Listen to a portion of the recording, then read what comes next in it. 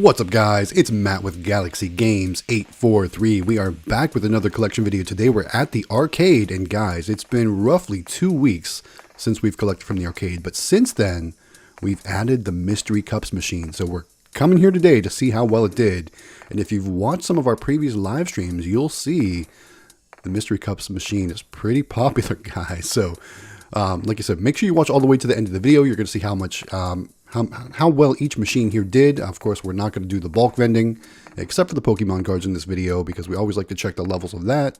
But otherwise, we're going to collect from all of our machines here at the arcade. But first, we're doing a little housekeeping, guys. That's right. We got to make sure we get our machines are looking good. As you know, this location gets kind of dusty, so we want to make sure that things are looking good and clean, and no fingerprints or smear marks on the glass.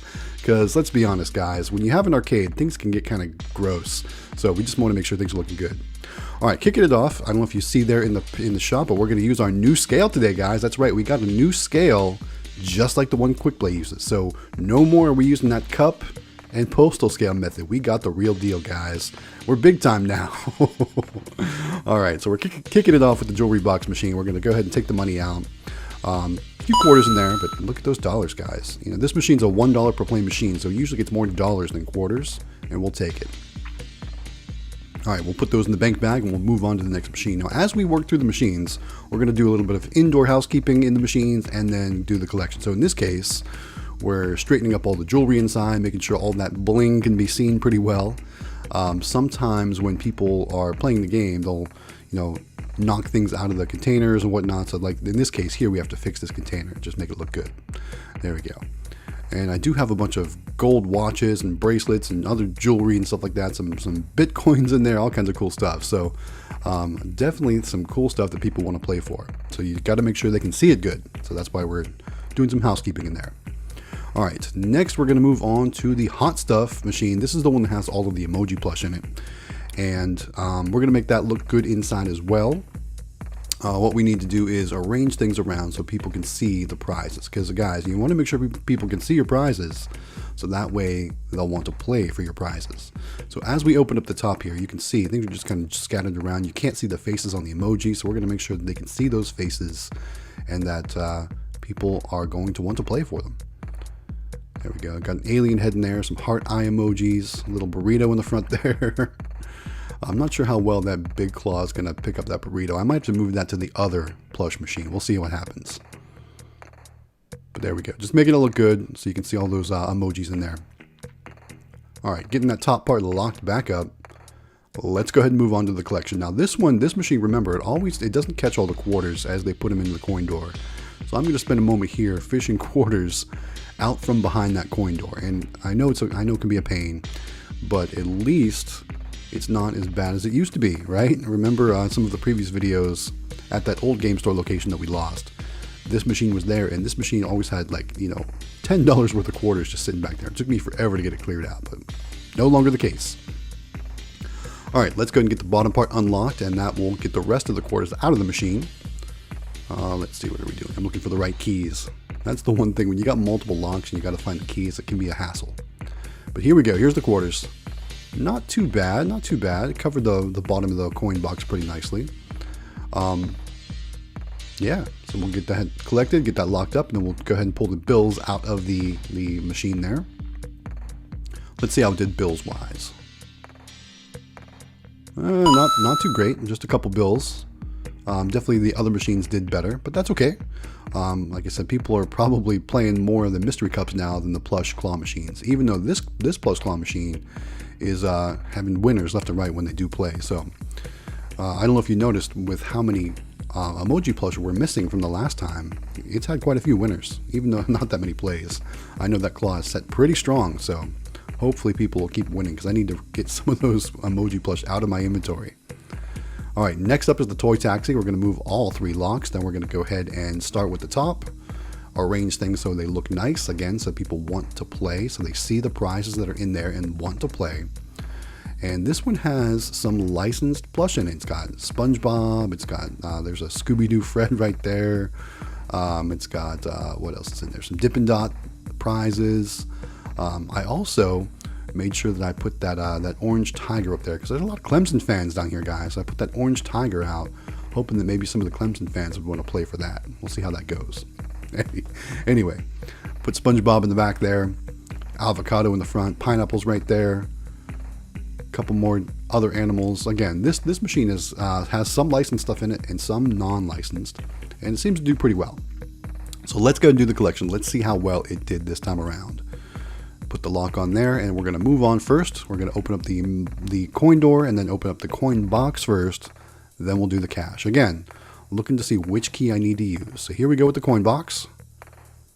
And not too bad. About the same as the hot stuff when it came to quarters. We'll go and pour these in the big cup right now. And we're just using the big cup for easy collections as we go around the arcade. At the end, we'll pour that whole cup into the scale to see the total amount of quarters collected. All right, and I don't know if you noticed, somebody had jammed something in the dollar bill acceptor too, so only one of the green lights was flashing, so I made sure I cleared that jam, so that way no one else will be confused and be able to put money in. But I wonder how long it was like that, so I wonder if we lost money in that. Let's see. Yeah, not a huge stack in this one as well. Again, these are 50 cent per play machines, so a lot of people use quarters, but it's decent. It's decent for this time around. All right, go ahead and put that in the cash bag again, and it's time to move to mystery cups. Now, this is the one that I'm really excited about because everybody seemed to play. Every time I was checking in on the security cameras, when we're doing the live stream, people love this machine, guys. And, you know, one problem I am having, though, is getting the lids to stay on those cups. And as you can see here, we've got a couple lids popped off, so I've got to pop those back on. And you know, one of the previous commenters suggested maybe I use a little hot glue or something like that to keep those lids on, and I may have to do that in the future. We'll see what happens because that's kind of a pain. I want the things in the cups to be a mystery that you have to win to find out what they are, and not showing off some of the prizes as people just walk up to play. So I'm hunting around, making sure I'm finding lids for all the matching cups that are missing lids, getting those snapped back on there, and getting everything back. Kind of creating more of a mountain in the middle and rather kind of pulling the cups away from the sides. But there we go. Got it all cleaned up. Lock that out. Let's do the collection. So as you know, this is the newest machine here at the arcade. So let's see how it did. So first of all, it's 50 cents per play. There's quite a few quarters in there. There we go. Let's go ahead and pour those in the cup. And then we'll move on to the cash after that. How do you like my makeshift coin box there?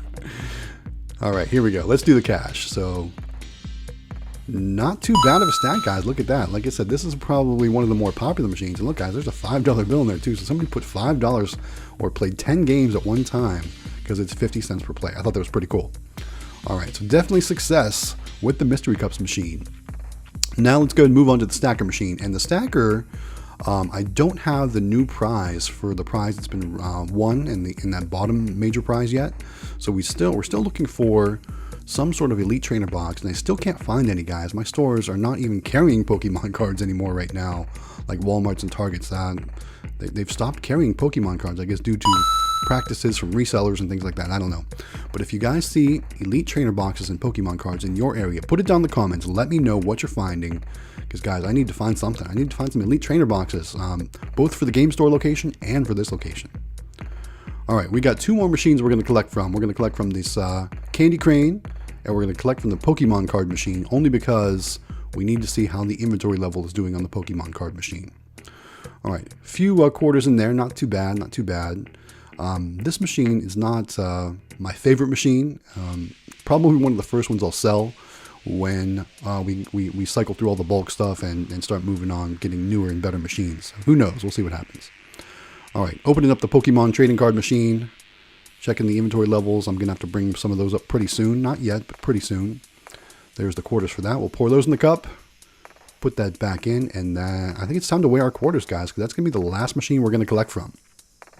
So after we get that locked back up, let's go ahead and try out our new scale, guys. So I have not used this scale yet, but here it is, just like the one Quick Play uses.